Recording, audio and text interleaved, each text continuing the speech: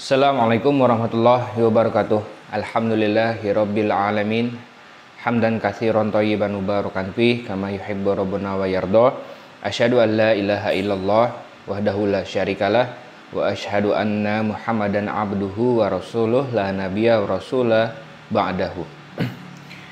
Alhamdulillahirabbil alamin. Apa kabar teman-teman, Bapak Ibu jamaah semuanya? Semoga selalu dalam perlindungan Allah, selalu diberikan perlindungan dan rezeki yang berlimpah dari Allah Subhanahu wa taala. Di video kali ini saya mau memberikan sebuah pesan yang pesan tersebut ditujukan buat diri saya pribadi dan kita semua, dan semoga kita bisa mengambil hikmah dari video ini, yaitu adalah di saat kita berada di tanah suci ada satu hal penting yang harus kita jaga ya.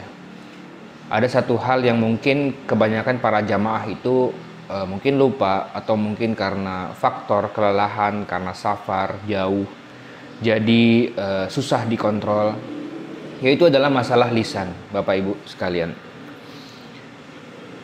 Dalam perencanaan kita sebagai jamaah dan sebagai penyelenggara umroh ya, sudah sepastinya dan sudah seharusnya kita mempersiapkan dari A sampai Z untuk perjalanan safar ibadah kita ke tanah suci. Akan tetapi memang ya, di saat atau di faktanya di lapangan itu terkadang banyak sekali hal-hal yang tidak terduga ya. Banyak sekali ya, seperti pesawat delay lah, mungkin di kamar ada kurang handuk lah, atau mungkin hotelnya lupa, atau mungkin bus saat city tour itu telat karena macet, karena bannya bocor, karena ada kendala di bus, atau mungkin ada gangguan dari jamaah lain ya. Jamaah lain mungkin dari jamaah luar negeri kan banyak ya, yang sifatnya beda, karakternya beda. Apa mungkin ya, banyaklah kita mendengar berita di tanah air yang mungkin kurang berkenan di hati. Maka dari itu pesan yang ingin saya sampaikan untuk kita semua adalah kita menjaga lisan kita, karena Bapak Ibu jamaah sekalian, di situ adalah kita sedang berada di tanah suci. Mungkin hati kita merasa dongkol, mungkin hati kita merasa tidak enak, atau mungkin kita sudah dikecewakan oleh satu pihak. Akan tetapi cobalah untuk bersabar, cobalah untuk bersabar. Apalagi ada beberapa jamaah yang suka mengomentari makanan. Di situ sebenarnya dalam hati saya sangat miris mengomentari makanan ya. Padahal Rasulullah SAW itu tidak pernah mencela makanan dan melarang untuk mencela makanan ya. Mungkin hotelnya bintang 5 ya, hotelnya dekat dari masjid, akan tetapi makanannya itu aja misalnya, atau mungkin bumbunya kurang berasa. Maka dari itu jamaah, kita sedang berada di tanah suci ya. Mungkin kita tidak merasa nyaman atau tidak merasa enak, akan tetapi cobalah jaga lisan kita. Cobalah jaga tutur kata kita, sehingga kita juga tidak kotor hatinya. Kita juga sedang dalam keadaan ibadah, kita harus bersabar. Kita juga tidak mempengaruhi jamaah yang lain, seperti itu ya. Maka dari itu jagalah lisan kita, terutama sedang berada di tanah suci.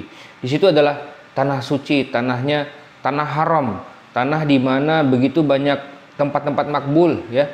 Banyak sekali ya jamaah-jamaah itu yang mungkin ngomongnya nggak ngasal gitu, atau mungkin nggak terasa gitu ngomong apa, tiba-tiba terkabulkan, tiba-tiba diijabah oleh Allah Subhanahu wa taala. Ya Bapak Ibu jamaah sekalian ya, bagi Bapak Ibu yang jamaah yang ini sebenarnya juga buat kebaikan kita semua, karena Allah akan memberikan pahala kepada kita kalau kita sabar. Allah akan memberikan pahala kepada kita kalau kita menjaga lisan kita. Ya, Rasulullah SAW bersabda, ya, berkatalah yang baik, ya, jika tidak bisa maka diam, ya. Rasulullah sendiri yang mengatakan bahwa berkatalah ya yang baik, kalau tidak bisa ya diam, seperti itu, ya. Maka dari itu jamaah, di video kali ini khusus, ya, di video kali ini saya mengingatkan diri saya sendiri dan buat kita semua untuk menjaga lisan kita di tanah suci apabila kita mendapatkan sesuatu yang tidak berkenan di hati kita. Dan itu adalah ujian dari Allah. Semuanya pasti itu adalah ujian dari Allah.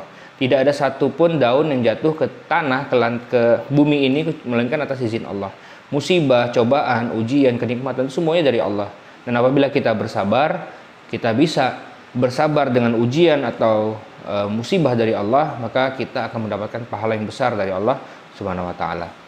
Ya, mungkin itu saja Bapak Ibu yang saya cintai karena Allah. Semoga yang singkat ini bermanfaat buat kita semua. Wabillahi taufik. Wassalamualaikum warahmatullahi wabarakatuh.